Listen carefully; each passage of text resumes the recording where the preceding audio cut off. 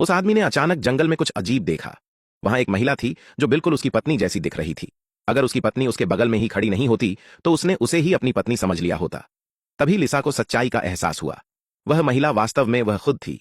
उसका वह रूप जो कुछ देर पहले बाथरूम जाने के लिए जंगल में गया था। यह सब टाइम ट्रैवल जैसा लग रहा था। वे दोनों पूरी तरह से उलझन में एक दूसरे को देख रहे थे, लेकिन जैक सच्चाई जानना चाहता था, इसलिए उसने उसका पीछा किया। जो उसने देखा वह और भी डरावना था। उसने अपना ही एक और रूप देखा जो एक कार के पास इंतजार कर रहा था। जैक ने एक पाइन कोन उठाकर फेंका। उसके दूसरे रूप ने आवाज सुनी और देखने चला गया कि क्या हुआ है। मौके का फायदा उठाते हुए जैक ने चुपके से कार से गैस का डिब्बा निकाला और वापस जंगल की ओर भाग गया।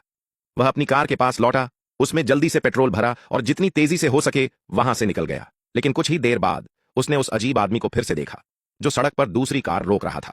जैक उलझन में था, लेकिन उसने उस अजनबी का ध्यान भटकाने और दूसरी कार को बचाने के लिए जोर जोर से हॉर्न बजाना शुरू कर दिया।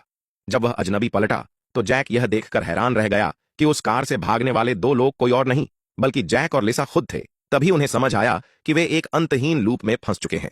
उस समय लिसा को उस बूढ़े आदमी की बात याद आई। शायद जो हो रहा है उसका उल्टा करना ही बचने का एकमात्र तरीका था। जैक तुरंत समझ गया। उसने कार को रिवर्स गियर में डाला और तेज रफ्तार में पीछे की ओर चलाने लगा ताकि इस जादुई लूप को तोड़ा जा सके। जल्द ही लिसा को सड़क किनारे एक साइन बोर्ड दिखा और उन्हें लगा कि वे आखिरकार इस शापित जगह से बाहर निकलने वाले हैं।